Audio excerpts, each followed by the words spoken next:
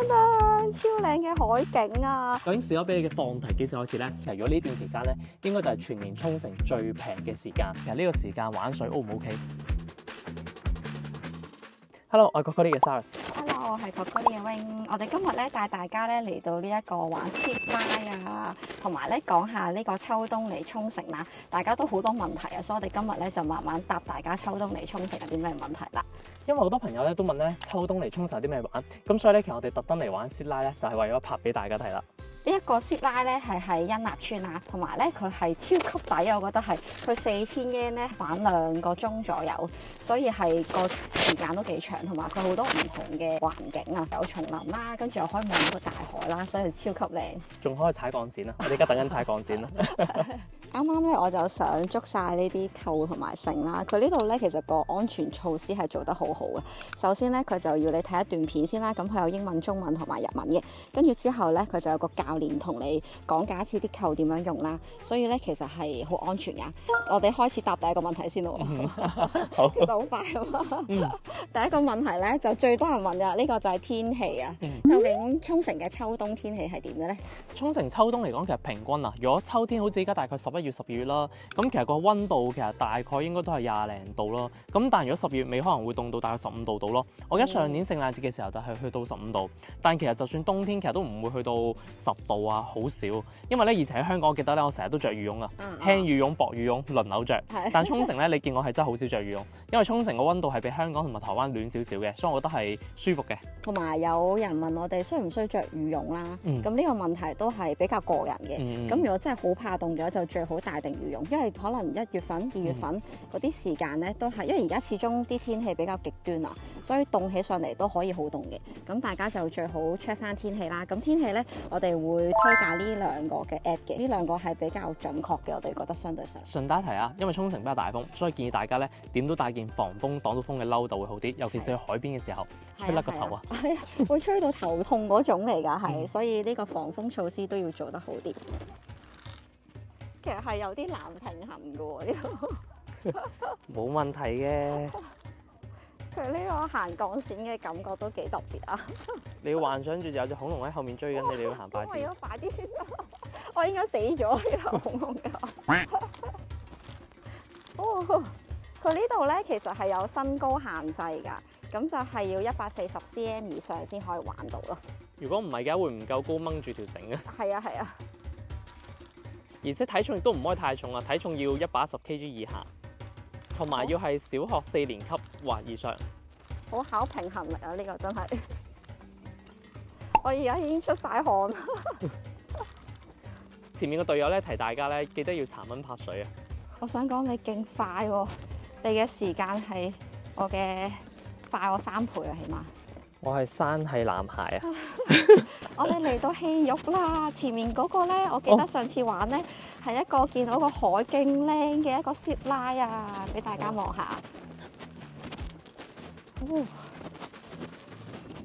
好靚啊！呢度個海，雖然今日天氣唔係咁好。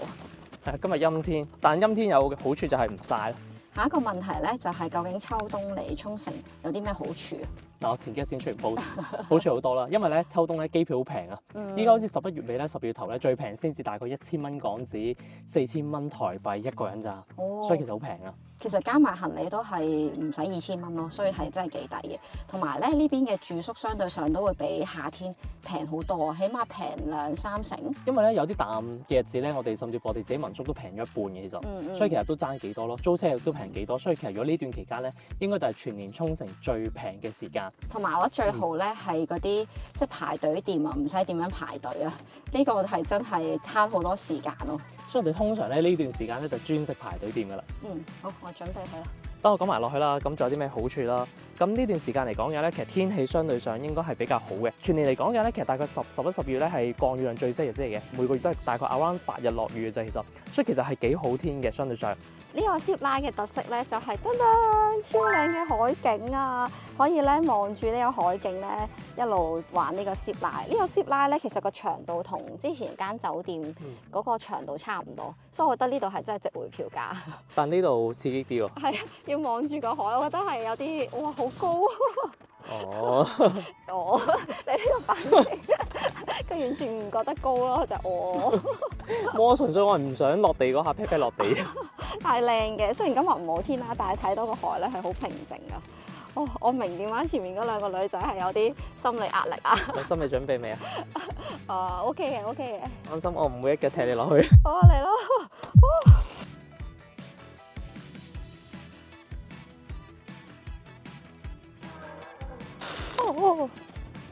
又係 pat pat 落地啊！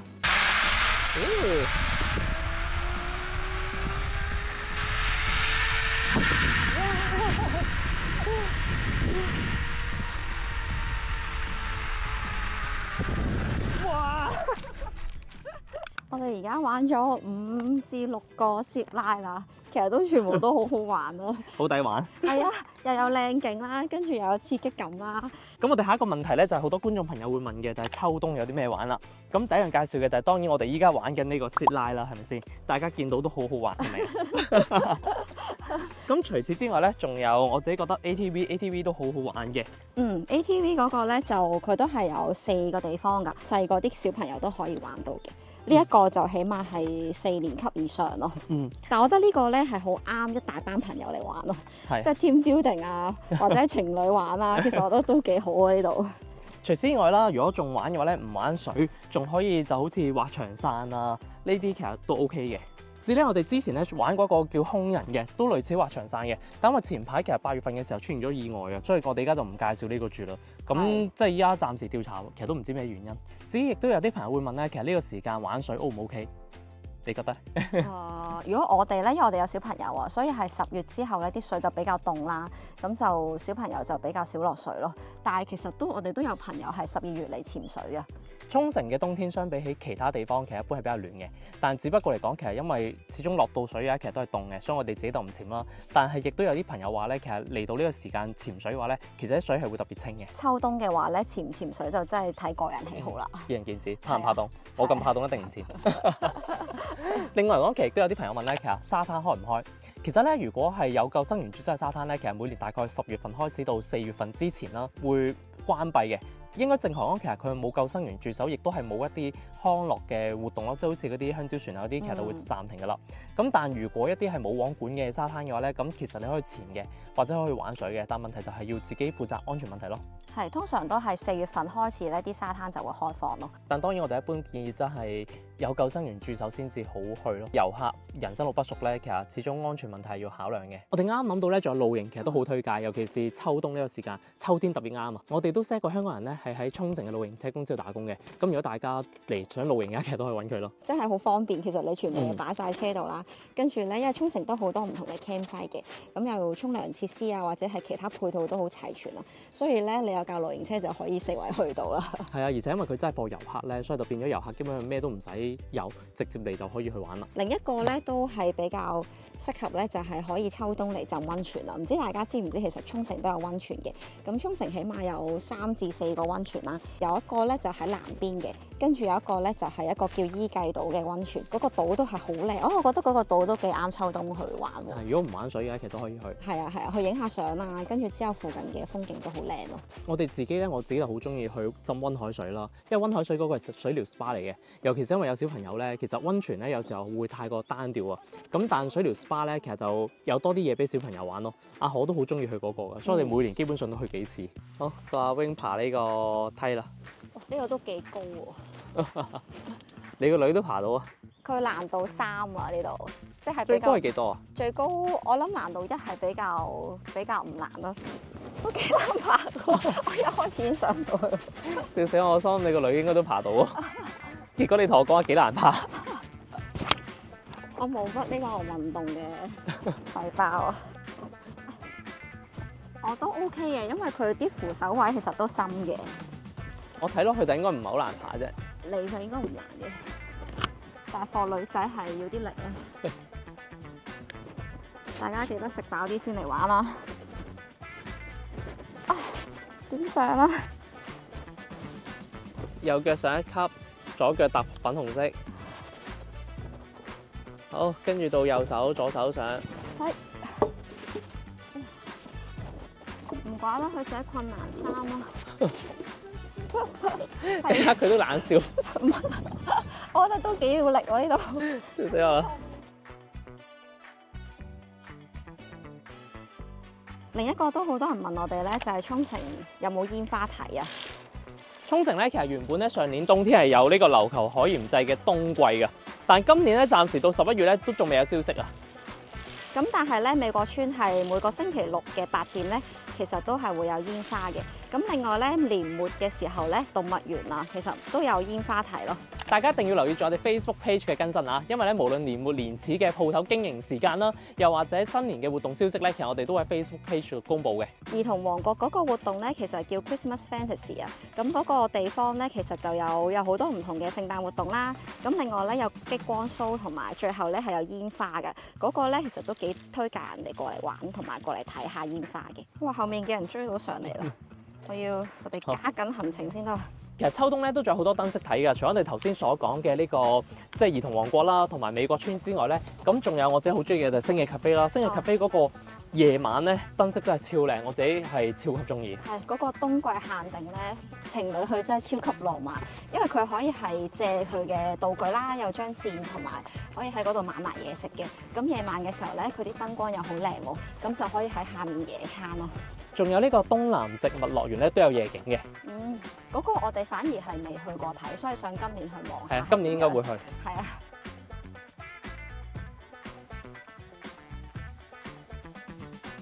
我哋咧而家去到最後一個 course 啦，咁最後咧係 level 4啊，我記得難度嗰個係有啲恐怖。唔驚嘅，好安全嘅呢啲。係要克服嗰個心理壓力。呢個咧真係為咗拍嘢先玩嘅。我上次玩完咧都有啲覺得驚，竟然今次要再玩啊！呢個咧就係其實都幾高，我諗應該有2-3層樓高，要拉住呢一條帶啦。咁你就隻腳要放開，跟住就去到嗰個網度，我哋就要捉住啲網，跟住一路爬過。夾不低。哇！我記得我上次玩咧，企咗喺度好耐。冇問題啊。哇！落唔到去。哦，Go！ 3、2、1。哇！哦，原來係咁樣玩嘅。係啊，就係咁玩。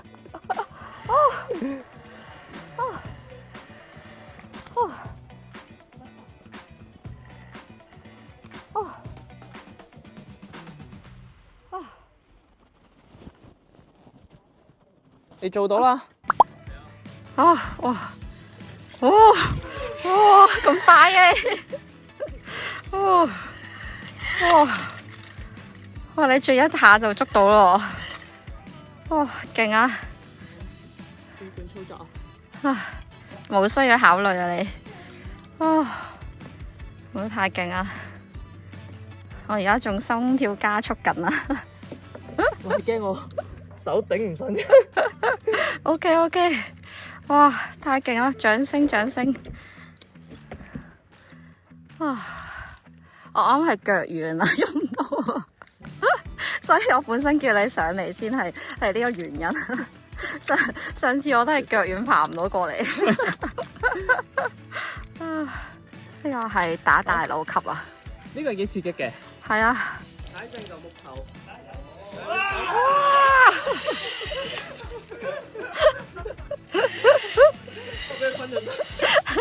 失出腳係嘛你？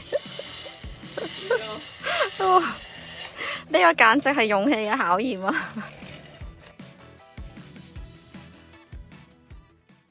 哇！我而家好攰啊，啱啱翻上嚟咧，而家隻手軟咗。因為我哋玩咗2個幾鐘啦，其實佢好多時都要真係用力掹實啲嘢啊，或者爬上去，所以咧隻手都有啲酸啊。同埋咧，真係提醒大家唔好着白色衫，錯誤示範，勁多泥啊呢度。佢上次玩過都冇提我，你唔記得咗。但係咧，第2次玩都仲係覺得好好玩嘅。我第1次玩都覺得好玩嘅，但只不過就真係需要多少少體力。咁我哋講埋咧餘下觀眾想問嘅問題啦。第一個咧就係士多啤梨啦。究竟士多啤梨嘅放題幾時開始咧？通常往年嚟講就大概係12月尾開始到 around 5月初左右嘅，但每年都唔同，因為其實有啲年份可能會後少少咯。我哋都好推介大家過嚟摘士多啤梨嘅，因為咧摘過一次之後咧就翻唔到轉頭。士多啤梨係真係超級甜啊，同埋好新鮮啊。咁另一個問題咧就係幾時有櫻花？櫻花嚟講嘅咧，正常就係應該1月中後期去到大概2月中左右嘅時間，但又係真係每年因為溫度唔同咧，所以櫻花開嘅時間其實都係唔同嘅。但係櫻花咧呢樣嘢就大家唔好抱有太大嘅幻想啦，即係呢度係真係冇本島嗰啲櫻花咧粉白色嗰啲咁靚，呢邊咧係因為係韓非櫻啊，所以通常都係紫紫地嘅，影相出嚟都 OK 嘅，tune 啲色都係似嘅。咁仲有最後一個問題就係關心嘅危險嘅嘢，嗱2樣嘢啦，第一啦就係熊。沖繩咧好彩，沖繩係冇乜大型野生嘅動物嘅，熊、老虎、獅子、狼啊嗰啲全部都冇嘅，所以大家可以比較放心啦。如果大家真係想睇熊嘅咧，可以去動物園度睇。係啦，嗰隻熊咧好似人扮嘅嗰隻熊。另一個咧就係呢個流感問題啦。我哋最近都收到唔同觀眾朋友問，知道日本好似流感好勁喎，究竟沖繩係咪咧？咁其實以我哋自己觀察咧，流感又唔係話特別太犀利咯，因為就咁喺街度都唔多人戴口罩嘅。